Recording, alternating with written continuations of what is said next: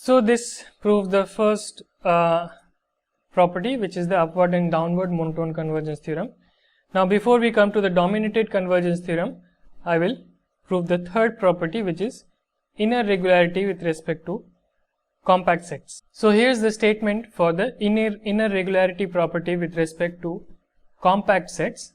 So this says that if E is a Lebesgue measurable subset of Rd, then we have this formula that M of E, the measure of E, can be written as the supremum of all compact subsets of E. Supremum is taken over all compact subsets of E of the measures Mk. So let's prove this. So let me first suppose that the measure of E is finite, and we will produce a compact set such that the supremum property is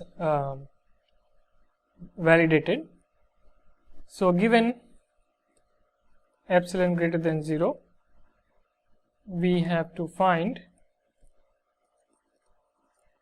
a compact set K, which is a subset of E, such that ME is less than or equal to Mk plus epsilon. So this will show that ME is the supremum of all these Mk's. So to do this, we use the inner approximation by closed property. So by inner approximation by closed sets,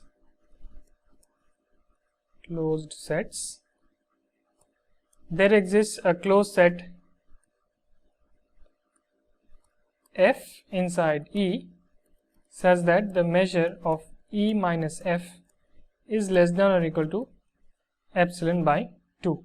So here I am fixing epsilon greater than 0, and then we use the one of these equivalent properties for Lebesgue measurability to find a closed subset F of E such that measure of E minus F is less than or equal to epsilon by 2. But this is equivalent to saying that measure of E minus measure of F is less than or equal to epsilon by 2 using finite additivity property. And because all these are finite, we can write this, and so ME is less than or equal to MF plus epsilon by 2. Now I am going to use the upward monotone convergence theorem.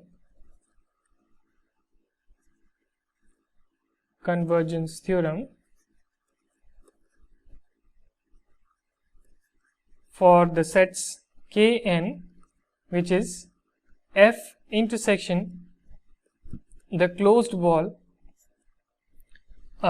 with center 0 and radius n. So now this Kn is a compact subset of E for each n greater than or equal to 1, and we also have that F is equal to the union of these Kns as n equal to for n equal to 1 to infinity.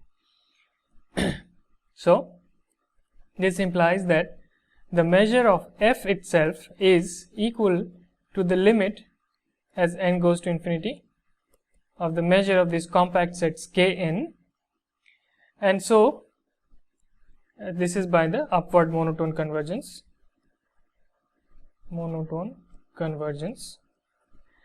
And this implies that there exists, so by the definition of the limit, there exists a capital N belonging to n such that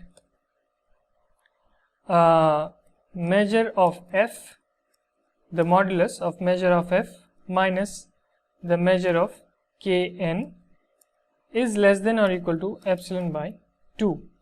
But K capital N is a subset of F, so we can get rid of the modulus sign and so this means that MF is less than or equal to M of Kn plus epsilon by 2. But remember that ME was less than or equal to MF plus epsilon by 2, but now we have bounded MF by MKn plus epsilon by 2 plus epsilon by 2, and these two epsilon by 2's make an epsilon. So we have found a compact subset of E, K capital N, such that our supremum condition holds. So this implies that, so this shows that ME is the supremum of compact subsets taken over compact subsets of E of the measures Mk when you have Me is finite. So now suppose that Me is infinite. So then we can again write it, we can write E as the union of sets Ek, k equal to 1 to infinity, where Ek is the intersection of E with the closed wall of radius k with center 0, and so now Mek is finite for each k greater than or equal to 1, and by the upward monotone convergence, again upward monotone convergence,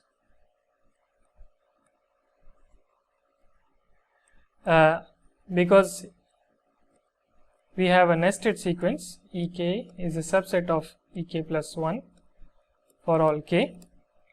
So by upward monotone convergence we have that the measure of E is the limit of these measures Ek as k goes to infinity, and we know that this is plus infinity. So Mek goes to plus infinity as k goes to infinity. Now since each Mek is finite,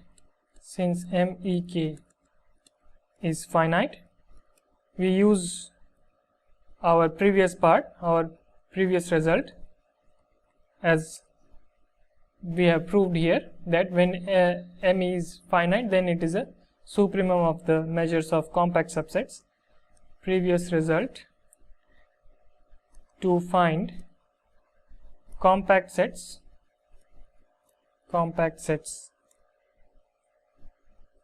Kk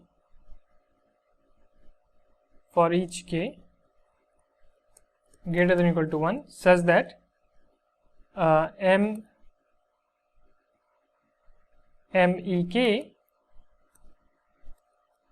Mek is less than or equal to Mkk plus 1, say.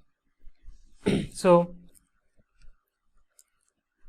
because of the supremum property for inner regularity property for measures of Lebesgue measurable subsets of finite measure, we have this inequality. This means that Mkk is greater than or equal to Mek minus 1, but this implies that Mkk itself goes to plus infinity as k goes to plus infinity. So we have found a sequence of compact sets, subsets of E, such that its measure goes to plus infinity. So then again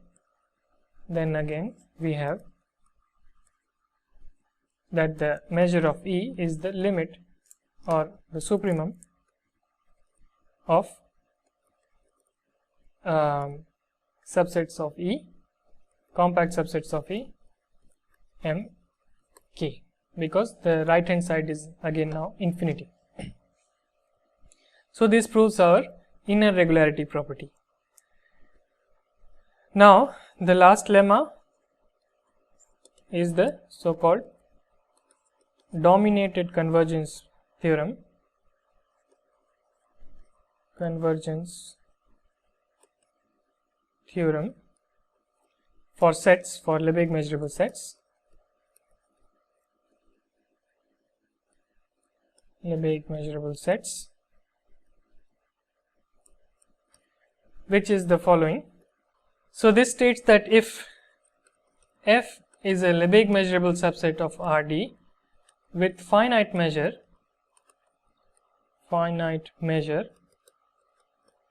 which is that MF is finite, and we take a collection En, n equal to 1 to infinity, of Lebesgue measurable subsets,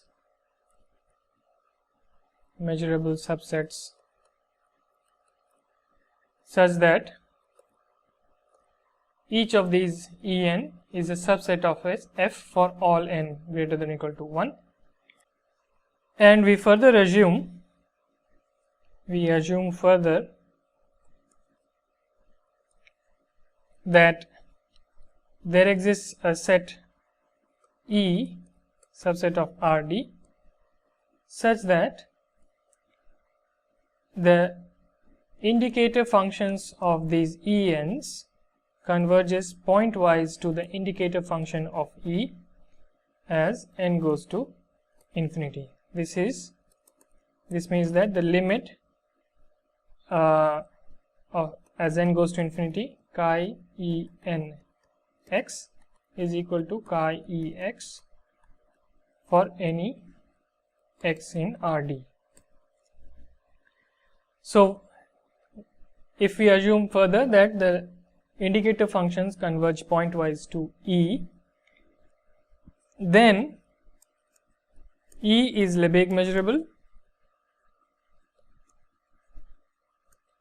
This is the first part of the claim, and the measure of E is the limit as n tends to infinity of MEN. So this is called a dominated convergence because of this domination by this set of finite measure F, and we will see that this is a special case for the dominated convergence theorem for the Lebesgue integral, which we will see later. So the domination part comes from this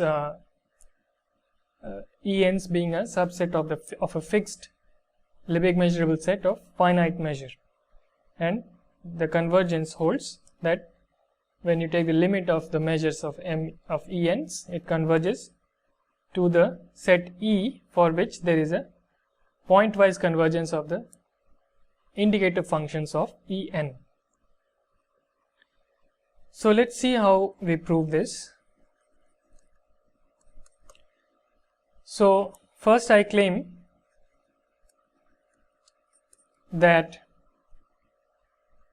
lim sup as n tends to infinity of these functions chi E n x is nothing but chi of the lim sup of En as n tends to infinity. So the lim sup of the indicator functions is the indicator function for the lim sup of En. Similarly, lim inf as n tends to infinity chi E n x is equal to the indicator function of the lim inf as n goes to infinity at x. So I'll just prove the first one, and the second one is quite similar. So once we have this claim, so if chi E n converges to chi E as n goes to infinity, this implies that lim sup of En equals lim inf as sets of En as n goes to infinity is equal to E itself. So this is because pointwise convergence means that lim sup lim sup of these functions chi e and x is equal to lim inf chi e and x is equal to the limit of chi e and x, and this is chi e x. And because this is both the lim sup and the lim inf, lim in or lim sup en, so we have an equality of indicator functions for two sets. This implies that E is equal to lim sup en equals lim inf en, because since chi a x equal to chi b x is the same as saying that a equal to b. So I am using this fact here because we have two sets E and lim sup of ENs and the indicator functions are the same. Therefore the sets themselves will be the same, and similarly one can do this for the lim inf. So we have these three equalities that follow from this claim. So let me prove the first one for the lim sup, and let's see how this is proved. So first let me recall the definition of the lim sup of the function chi e lim sup of chi e and x. This is by definition the limit as n tends to infinity, the supremum of k greater than or equal to n chi e k x, and this sequence, this is a non-increasing sequence, so monotonically non-increasing sequence of numbers. So this is also equal to the infimum of all n greater than or equal to 1 of the supremums k greater than or equal to n chi e k x. So this can both be taken as the definition of the lim sup, and so now we have to show that this lim sup is equal to the indicator function for the lim sup of the sets En. So now let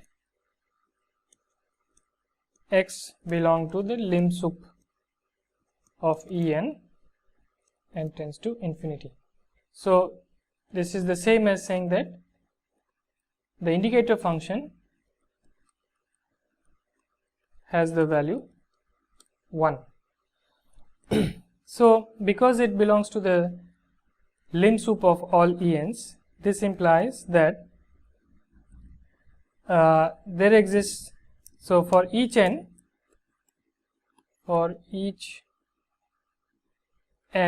in n, there exists n prime greater than or equal to n such that x belongs to En prime.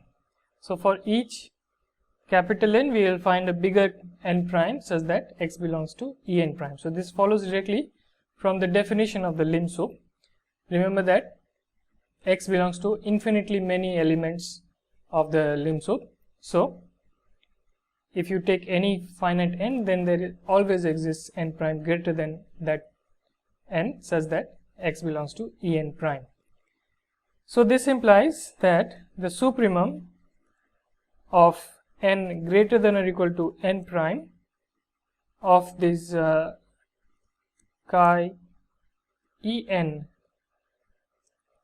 x, or rather k n greater than or equal to n chi En x, this is going to be 1 because the indicator function is bounded above by 1. Indicator function of any set is bounded above by 1 and bounded below by 0, and so if it belongs to En prime for n greater than n prime greater than or equal to n, so it will assume its maximum value, and so the supremum will be that maximum value 1.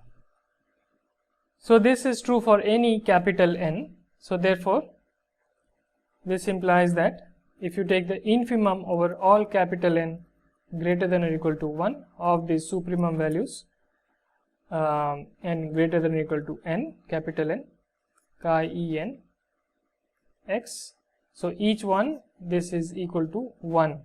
So therefore the infimum is also equal to 1, but this is nothing but the lim sup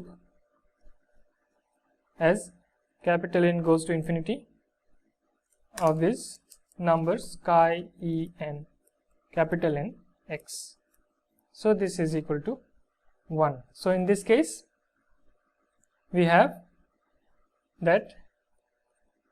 proved that this lim sup is equal to the lim sup of E n of x. So when the right hand side is 1, the left hand side is also 1. Now I am going to prove that if the right hand side is 0, then the left hand side is also 0. So because the indicator functions takes only these two values, our analysis is easier somewhat, that we only have to check for these two values 0 and 1. So now let that the indicator function of the lim sup E n, this is 0. So this means that x does not belong to the lim sup of this of ENs. So this is equivalent to saying that x belongs to only finitely many ENs, because the lim sup is by definition the set for which x belongs to infinitely many such ENs. So if it does not belong to the lim sup, then x belongs to only finitely many ENs, and this implies that there exists n naught belonging to the natural numbers such that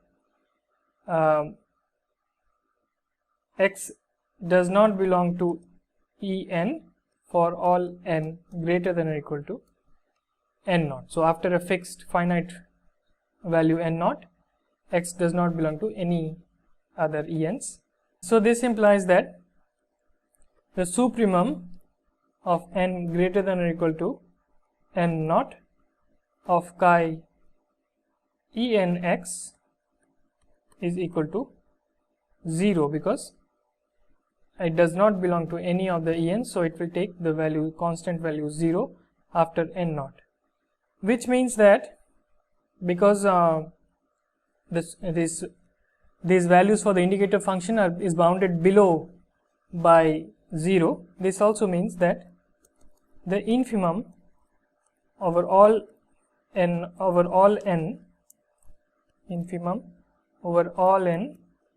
of the supremum over all k greater than or equal to n chi En ekx, this is also 0, because after n naught it takes the least value possible. So when you take the infimum over all n, then it must be 0, and this is nothing but again the lim sup n goes to infinity chi En x. So we have shown that when this is 0, when the indicator function for the lim sup of the sets is 0, then the lim sup of the indicator functions is also 0. So we have shown that lim sup, this implies that lim sup chi En x is equal to chi lim sup En x. So for all x in Rd. So similarly one can show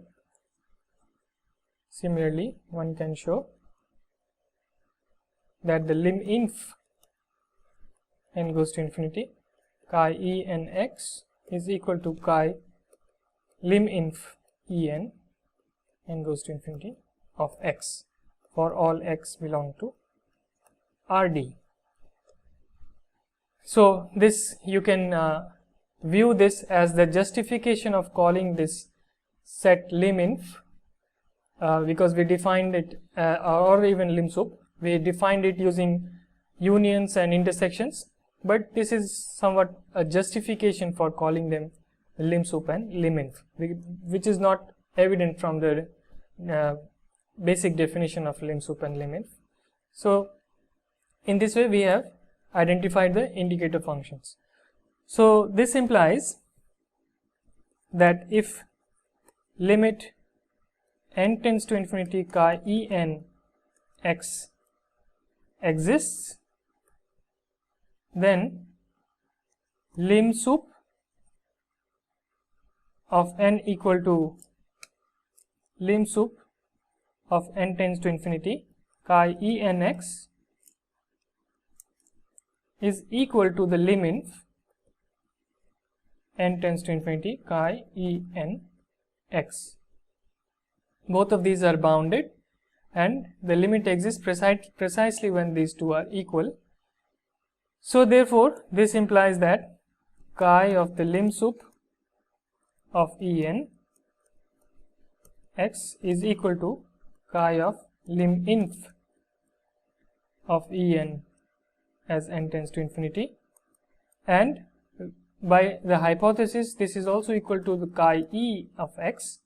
So we have three indicator functions for three different sets: lim sup en, lim inf en and e, but indicator functions are the same, means the sets themselves are the same. So e is equal to lim sup en is equal to lim inf en, and this is why e is Lebesgue measurable,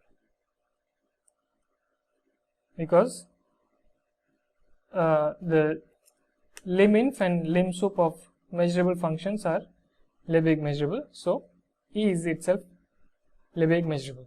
So now we have to show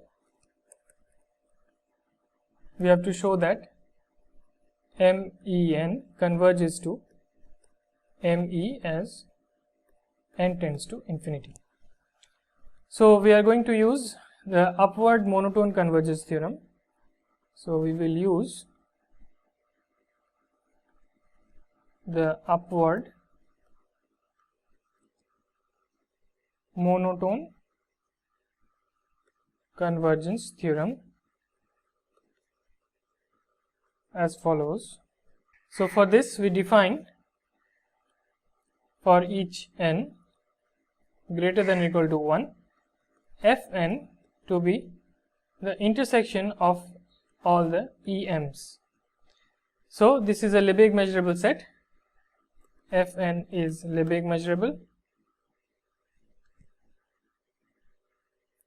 and we have F1 is a subset of F2 is a subset of F3 and so on. So it's a non-decreasing sequence of nested Lebesgue measurable sets.